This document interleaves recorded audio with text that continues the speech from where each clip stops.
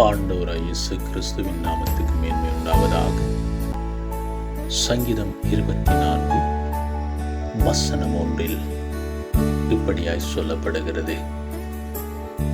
பூமியும் அது நிறைவும் உலகமும் அதில் உள்ள குடிகளும் கர்த்தருடையது. அவரே அதை கடல்களுக்கு மேலாக அஸ்திவாரப்படுத்தி அதை நதிகளுக்கு மேலாக ஸ்தாபித்தார் என்பதாய் சொல்லப்படுகிறது. அன்பான தேவஜனமே, பூமியும் அது நிறைவும் உலகமும் அதில் உள்ள குடிகளும் கர்த்தருடையதாயிருக்கிறது. இந்த வானத்தையும் பூமியையும் உண்டாக்கியவர் கர்த்தராயிருக்கிறார். சகலதும் கர்த்தருடையதாயிருக்கிறது.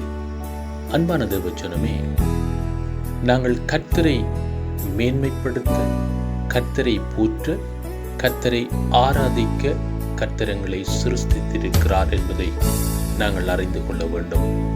கர்த்தரை பின்பற்றும் பொழுது, கர்த்தரை ஏற்றுக்கொள்ளும் பொழுது, கர்த்தருடைய வார்த்தையின்படி நாங்கள் நடக்கும் பொழுது கர்த்தர் எங்களை ரட்சிக்கிறவராயிருக்கிறார்.